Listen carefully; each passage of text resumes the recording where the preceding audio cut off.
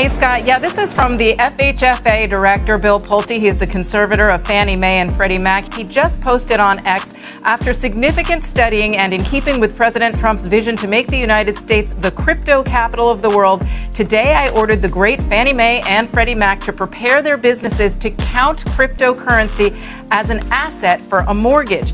Interesting, in the note, he then has a release from the FHFA, whereas cryptocurrency is an emerging asset class that may offer an opportunity to build wealth outside of the stock market and bond markets. Cryptocurrency has not typically been considered in the mortgage risk assessment process for the mortgage from mortgage loans delivered to the enterprises without converting that cryptocurrency into dollars. Something very strange happened with a post that the president made about cryptocurrency. That's like, if this happens, what else are you going to say? This could be exponentially explosive. Because when we go to the past and we're like, well, remember when we were skeptics about Bitcoin? It's ridiculous.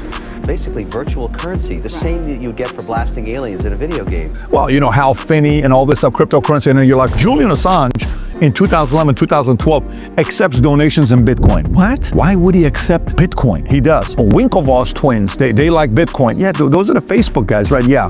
Richard Branson likes Bitcoin. Richard Branson. Elon Musk in 2014, first time he tweeted about it.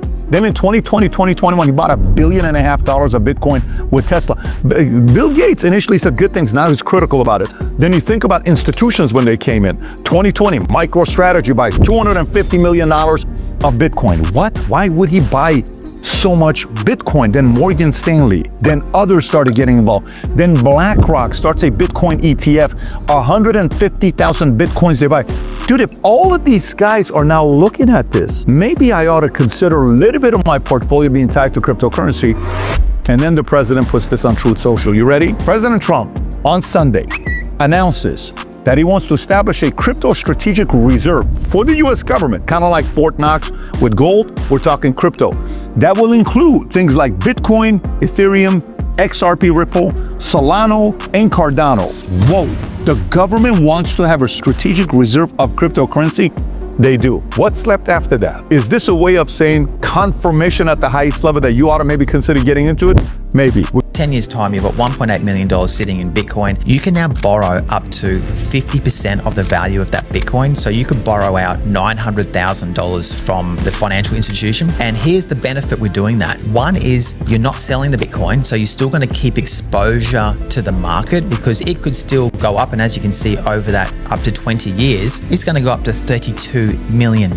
So why would you want to sell the 1.8 million and miss out on the potential gains? So you keep the Bitcoin, and by keeping the Bitcoin, you now don't have to pay any capital gains tax. And by borrowing the $900,000 or up to $900,000 on that Bitcoin, that is a loan. So that is now not treated as income. So again, is not a taxable event. So you're going to get the full $900,000. 10 years time. Yeah. Man, that's crazy. 40 days, God, I've been Swayze. Grew the beard out, that ain't shady. That's a bird, man, I ain't baby. Talking hope out, that's so crazy. How I got a shot, raise the bean sprout up, put a crown up on her head so the boys seeing, no, that's a lady. If you ain't catch a double that time on the last rhyme, dog, I could help you. I got plenty more where that came from. When I brainstorm, I need shelter. It's enough water from the Most High.